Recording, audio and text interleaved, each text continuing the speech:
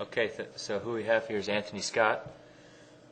We're going to take a look at some of the changes that we worked on today and some of the cause and effect in his golf swing. All right. So when you take the club back, before is on the right, after is on the left. All right. So when you sweep the club back, your tendency is to want to take your hands out in the takeaway. When you take your hands out in the takeaway, you tend to take the club pretty, let's just say, straight up and down with your hands. It doesn't get round, it doesn't get deep in your swing. Okay? And the club, because of that, tends to lay off at the top. Okay?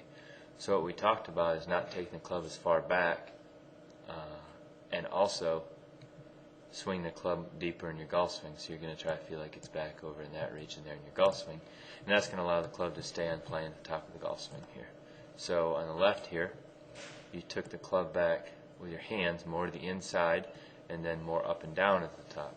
Okay, we're going to see the effects here real quick. Alright, so that's where you were before. And I like where the club position is relative to your hands. And we talked about that a little bit here. You took the club the club head just a little bit inside, so we got to keep that outside. But notice the big difference at the top of the swing now. You're on plane at the top, and before when you got up to the top, it laid the club off a lot. Okay. Now, because the club was laid off at the top, you then tended to take the club and go. Let's see if we can get this thing moving here. There we go. You had the club going over the top on the way through, and that produced a shot that started to the left and then faded back into the target.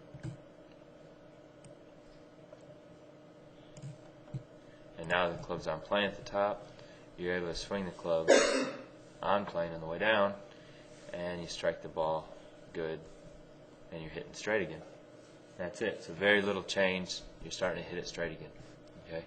One thing that I noticed that we talked about real briefly there at the end was you're starting to have just a little bit of a draw on the ball.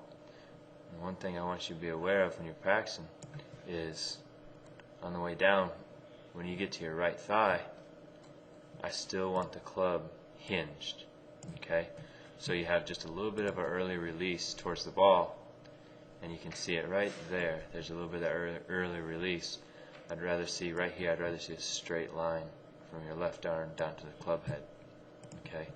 So the way you can practice that is just swinging down to your right thigh there, having the club still feel like it's hinged, and then hit a few balls feeling like it's still hinged.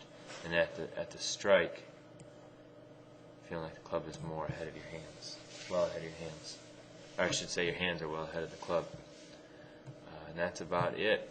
Small changes and big differences in the ball flight.